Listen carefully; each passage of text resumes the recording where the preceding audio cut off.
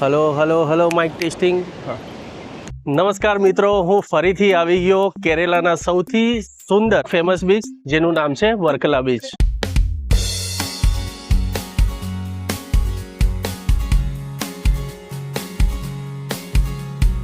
જેમણે મારો જૂનો વિડીયો ના જોયો હોય એમને ફરીથી બતાવી દઉં. આ મેન પાર્કિંગ છે અને નીચે જાય છે વર્કલા બીચ. આ વર્કલા બીચના ટોટલી વિસ્તારમાં અલગ અલગ નાના મોટા બીચો આવેલા છે. તો પાર્કિંગથી રેસ્ટોરન્ટ અને મેન માર્કેટ જવાનો જે રોડ છે એ આ છે, તો આપણે જઈશું એ બાજુ. વર્કલાના મેન માર્કેટ અને પાર્કિંગની જોડે જે આ પોલીસ ચોકી આવી છે, બિલકુલ આની બાજુમાં એક જગ્યા જાય છે. ત્યાંથી પણ આપણે બીચ તરફ જઈ શકીએ છીએ. તો ચલો જઈએ. અહીંયા સીડીઓ એકદમ સીધી છે, તો ઉતરતા અને ચડતા થોડું ધ્યાન રાખવું પડે છે, કારણ કે આ વર્કલાનો જે આ ભાગ છે ને, આ પહાડ ઉપર આવેલો છે અને બીચ એકદમ નીચે આવેલો છે. 150-200 સીડી ઉતર્યા પછી આ રીતનો નજારો ફર્સ્ટ જોવા મળે છે. બીચ ઉતરતા જ આ રીતે પહાડી થોડો વિસ્તાર દેખાય છે અને સામે એકદમ વૃક્ષોની ગ્રીનરી દેખાય છે. બીચની રાઈટ સાઈડમાં જે ઝંડી દેખાય છે એ ડેડ એન્ડ છે, એની આગળ નથી જવા દેતા. અને લેફ્ટ સાઈડમાં છે ગ્રીનરી. અને આપણે ચાલીને થોડા આગળ જઈએ છીએ જ્યાં પબ્લિક દેખાઈ રહી છે. આ જે આપ દોરી જોઈ રહ્યા છો એ દોરીથી આગળ જવાની મનાઈ છે. જે મોજા ચાલી રહ્યા છે એ બહુ રિસ્કી છે, નજીક કોઈને નથી જવા દેતા હાલ તો, કારણ કે આપણે ગુજરાતમાં ચોમાસું હજી બેસવાની વાર છે. અહીંયા 6ઠા મહિનાથી 12મા મહિના સુધી ગમે ત્યારે ક્યારેય પણ વરસાદ પડી જાય એ કોઈ નક્કી નહીં. પિન્ટુભાઈએ પણ છત્રી લઈ લીધી છે અને મેડમ છત્રી વગર ફોટોગ્રાફી કરી રહ્યા છે થોડી વાર માટે, કારણ કે થોડી વારમાં જે ગરમી ચાલુ થશે એટલે ઓટોમેટિક એ પણ છત્રી લઈ લેશે. અહીંયા લોકલ ભાઈને પૂછ્યું તો હવામાન ખાતાની કોઈ આગાહી મુજબ અહીંયા અત્યારે સમુદ્રની નજીક નથી જવા દેતા, પણ આપણે જઈશું બીજી જગ્યાએ અને અમે અહીંયા રોકાવાના છે 2 દિવસ. વર્કલાના બધા બીચ એક્સપ્લોર કરીશું અને જે ગઈ વખતે નહોતા જોઈ શક્યા એ બધા બીચ પણ ફરીશું.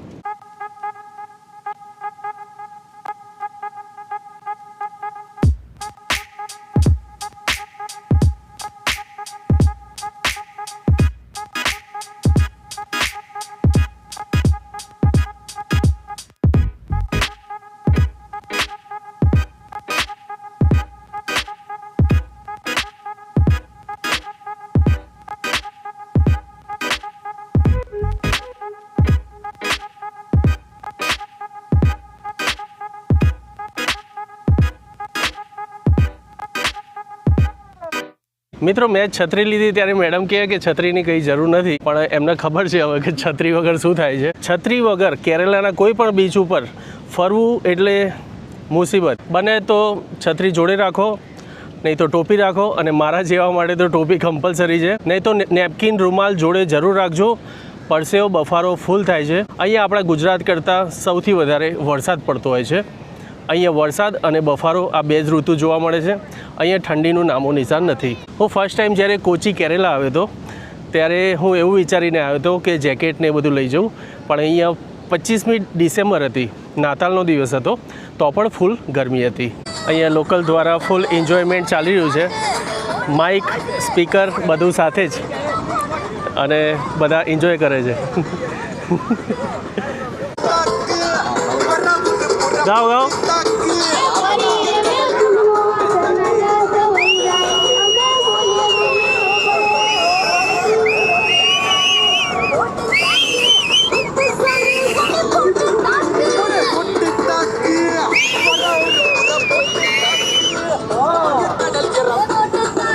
સાઉથ ઇન્ડિયન જેમ ડાન્સ કર.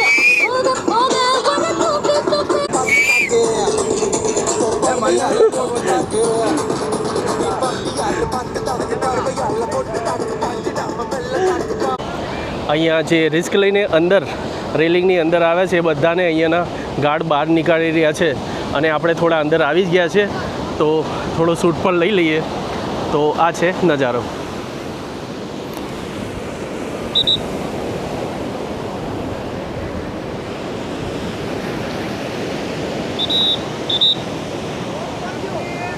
મિત્રો 20 મિનિટ આમ તેમ રીલો ઉતારી, વિડીયો ઉતાર્યા અને ફોટોગ્રાફી કરી અને બધું ગ્રુપ હવે ચાહે છે કે અમે ક્યાંક બીજી જગ્યાએ જઈએ, તો હવે બીજી જગ્યાએ જઈશું. દીદી आप फर्स्ट टाइम आए ना? कैसा रहा एक्सपीरियंस? अभी एक्सपीरियंस तो होगा. अभी लहरें इतनी ऊंची ऊंची जा रही है कि यहाँ पर अंदर जाने नहीं दे रहे, इसलिए दूर दूर से ही हमने मजे किए. બરોબર. મેડમ શું કહેવું તમારું? અહીંયાનો બીચ ક્યારનું જોવાનું મન હતું, આજે ફાઇનલી આવી ગયા છે. હમણાં જ આવ્યા છીએ એટલે હજી પણ વધારે એક્સપિરિયન્સ કરીશું. સાંજનો નજારો અને કાલ સવારનો મોર્નિંગનો નજારો પણ એન્જોય કરીશું. હવે આપણે આ બીચના બીજા ભાગમાં આવ્યા, જ્યાં ઘણી રેસ્ટોરન્ટો અને નાના નાના સ્ટોલ પણ દેખાય છે. તાપ બહુ છે એટલે અહીંયાના લોકલ પણ છાયડામાં બેસીને મોજ લઈ રહ્યા છે.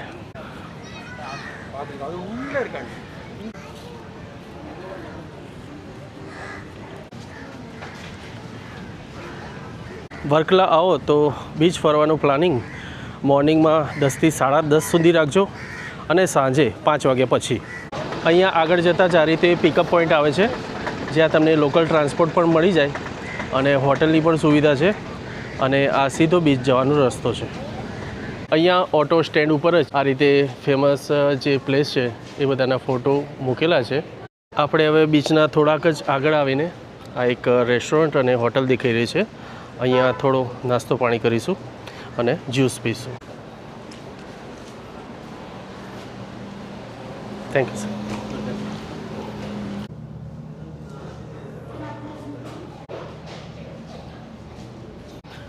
આ હોટલના 5મા માળે બિયર બાર અને રેસ્ટોરન્ટ આવેલી છે, તો આપણે હવે લિફ્ટમાં જઈશું 5th ફ્લોર.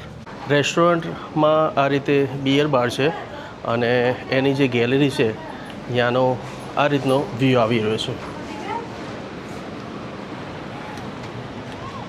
મારા પહેલાં આવીને ગોઠવાઈ ગયા છે બધા. કેવો છે વ્યૂ? મસ્ત.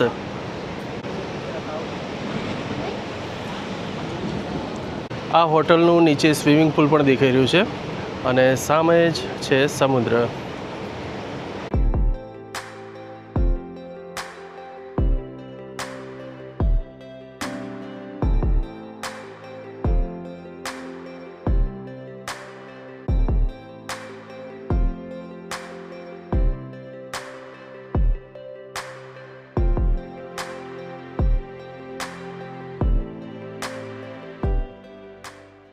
જ્યુસ પાર્ટી કરીને આવી ગયા અને અહીંયા મેડમ ખરીદી કરી રહ્યા છે. શું લીધું? બુટ્ટી કેટલા કહે છે? 40. આ બધી લાલ દરવાજાની વસ્તુઓ છે આપણી. મિત્રો મને કોમેન્ટ કરીને જણાવજો કે આ બધી વસ્તુ ભદ્રકાળી મંદિર નથી મળતી. આપણે લાલ દરવાજાના ભદ્રકાળી માર્કેટમાં આનાથી પણ સારી વસ્તુ મળે છે, પણ આમને અહીંયા આવીને જ ખર્ચા કરવા હોય છે, તો લઈ લીધું છે. હવે શું કરી શકીએ. મિત્રો વસ્તુ અને જગ્યાનો પ્રભાવ હોય છે અને અખ્તરભાઈએ અમને સારી એવા રેટમાં આપ્યું. ખુદ યુપીના છે મિત્રો. એક જગ્યાએથી આમને નીકાળ્યા જબરજસ્તી, બીજી જગ્યાએ આમને રેડ પાડી. આના જ કારણે જ હું સોલો ટ્રાવેલ કરવાનું વધારે પસંદ કરું છું અને જે મરજી થાય એ લઈને આવું છું અને જે મરજી થાય એ નથી લેવું. અહીંયા એક જગ્યાએથી બીજી જગ્યાએ જવા માટે આ ઓટો રિક્ષા સૌથી ઇઝી વે છે અને ઉબર અને ઓનલાઈન એપ્લિકેશનમાં પણ આ સર્વિસ આપે છે. તો તાપ બહુ છે અને આપણે અહીંયાથી ઓટો રિક્ષા કરી દીધી. ઓટો રિક્ષાનો અહીંયાથી પાર્કિંગ સુધીનો ચાર્જ છે 50 રૂપિયા.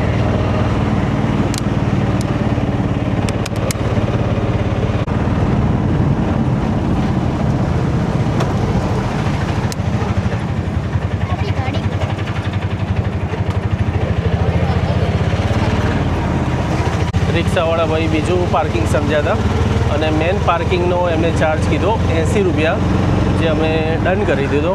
કારણ કે ઉપર ચડતા આખી ઢલાન છે, આખો પહાડી વિસ્તાર ઉપર ચડીને પાર્કિંગ સુધી પહોંચાય છે.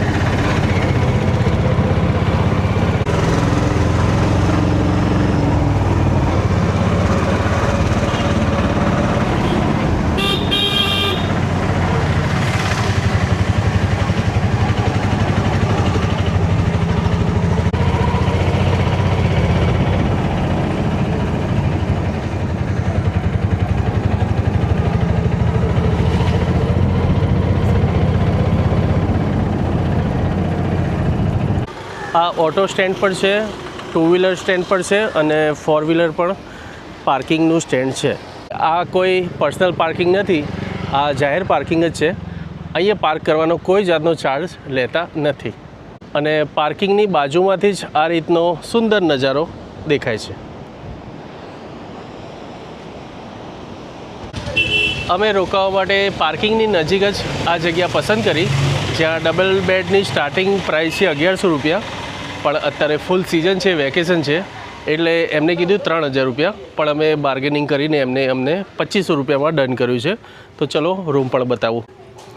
અહીંયા સારી એવી પાર્કિંગ પણ છે, તો અહીંયાથી ચાલતા પણ આપણે બીચ બાજુ જઈ શકીએ છીએ અને માર્કેટ બાજુ પણ જઈ શકીએ છીએ. તો આ રીતનો છે રૂમ અને આ છે એમનું પાલતું કૂતરું.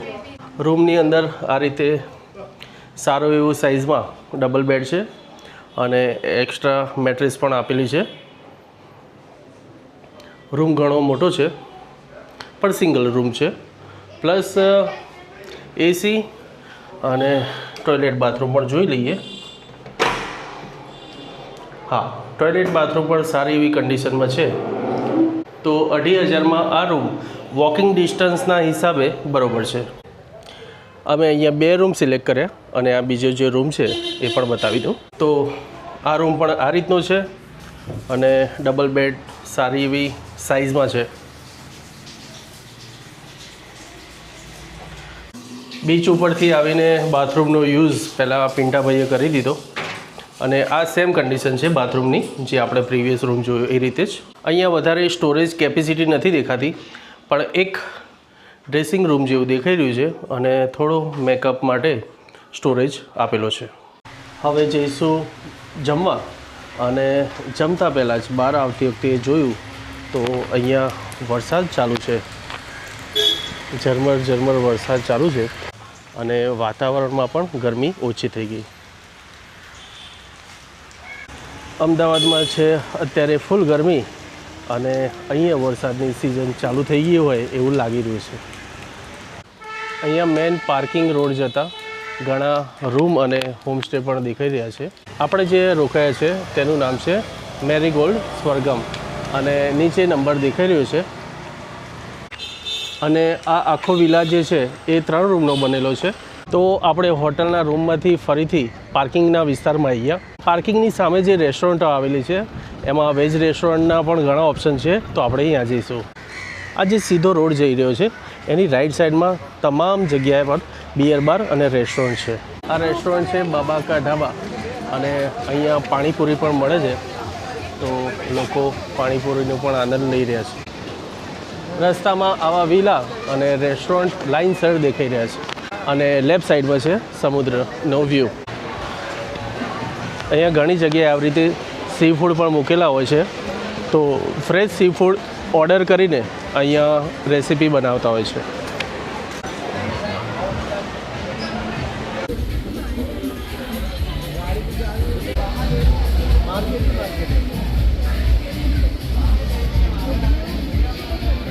ફરીથી હું એ જ રેસ્ટોરન્ટમાં આવી ગયો જે 1 વર્ષ પહેલાં આવ્યો હતો અને અહીંયા સારી એવી ફેમિલી સાથે બેઠક વ્યવસ્થા છે, તો આપણે અહીંયા જમીશું.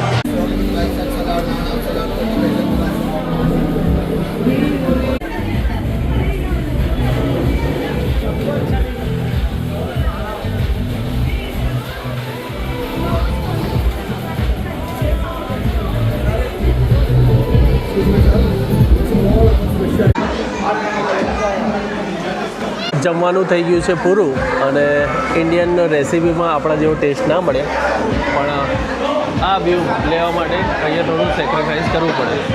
જમવાનું કમ્પ્લીટ કરીને હવે આ જે માર્કેટનો વિસ્તાર છે એ ફરવાની ઈચ્છા હતી, પણ થઈ ગયું છે મોડું અને તાપ બહુ જ છે, એટલે સાંજે ફરવાની ગણતરીથી હવે આપણે જઈશું હોટલે અને હોટલે આરામ કર્યા પછી સાંજે કાં તો પછી રાત્રે આપણે નીકળીશું આ માર્કેટ પર. આ જે સીધું જે માર્કેટ છે એ 500 મીટરથી લઈને 1 કિલોમીટર સુધીનો રોડ છે, જેમાં રાઈટ સાઈડમાં તમામ શોપ આવેલી છે અને લેફ્ટ સાઈડમાં આ સમુદ્રનો નજારો જોવા મળે છે. મિત્રો, રાતના 8 વાગી રહ્યા છે અને અમે હોટલથી વોક કરીને ફરીથી પાર્કિંગમાં આવ્યા અને પાર્કિંગનો આ રીતનો નજારો છે. પાર્કિંગ વિસ્તારથી અહીંયા સમુદ્રનો આ રીતનો નજારો દેખાય છે, જે કેમેરામાં થોડો ઓછો દેખાશે.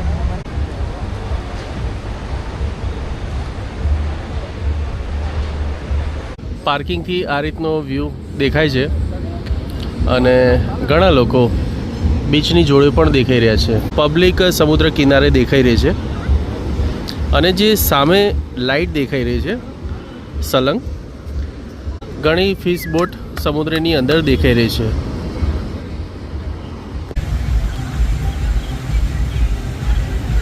વર્કલાના મેન બીચ જતાં આ રીતે સિંગ ચણાના એવા બધા વેન્ડરો આવે છે અને સાંજના ટાઈમે અને રાતના ટાઈમે આ રીતે લોકો અહીંયા ખાણીપીણીનું જે માર્કેટ આવેલું છે ત્યાં પબ્લિક ફરે છે. આ છે મેન માર્કેટ જવાનો રોડ અને આપણે હવે અહીંયાથી જે સીધો રોડ જાય છે એ બાજુ જઈશું.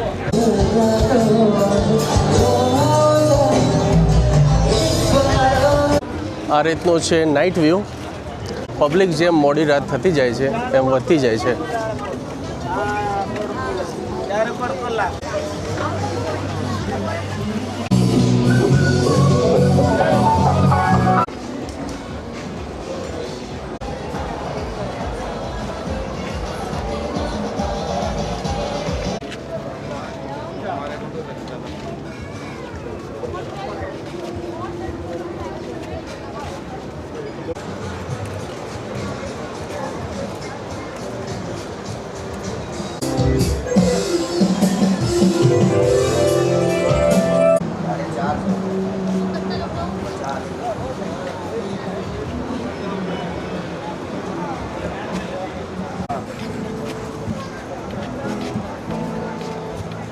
પાંચસોથી 700 મીટર ચાલતા ચાલતા આવ્યા અને અહીંયા ગલીઓ એકદમ સાંકડી જોવા મળે છે. બાજુમાં બધી અલગ અલગ શોપ છે અને લેફ્ટ સાઈડમાં સમુદ્રના મોજાનો અવાજ આવી રહ્યો છે.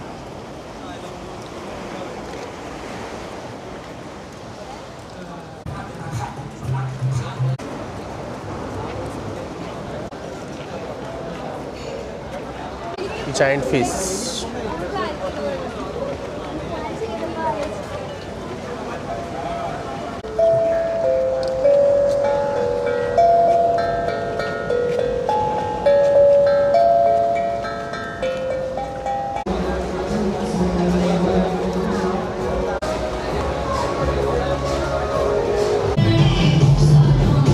આગળ જતાં વચ્ચે વચ્ચે પહાડની જે કિનારી છે ત્યાં પારી બની રહી છે, એટલે અમુક જગ્યાએ એકદમ સાંકડો રોડ છે. હવે આપણે લગભગ 800-900 મીટર આવી ગયા છે અને હજી પણ રેસ્ટોરન્ટને એ બધું પતતું નથી, પણ બધાની ઈચ્છા છે કે અહીંયાથી આપણે રિટર્ન થઈએ, કારણ કે હજી પણ જ્યાં સુધી નજર પડે છે ત્યાં સુધી આગળ રેસ્ટોરન્ટ, ક્લબ અને શોપ આવેલી છે. તો અહીંયાથી આપણે રિટર્ન થઈશું અને બનશે તો દિવસ દરમિયાન આપણે ફરીથી અહીંયા આવીશું, એ હું બીજા બ્લોગમાં કવર કરીશ. તો વર્કલાનો આ વિડીયો હું અહીંયા જ એન્ડ કરું છું અને પાર્ટ 2 હું કાલે બનાવીશ. તો આપને આ વિડીયો કેવો લાગ્યો મને કોમેન્ટમાં જણાવજો અને વિડીયો સારો લાગ્યો હોય તો લાઈક કરી દેજો. તો મળીએ એક બીજા વર્કલાના વિડીયો સાથે. ત્યાં સુધી જય માતાજી, ગુડ નાઇટ.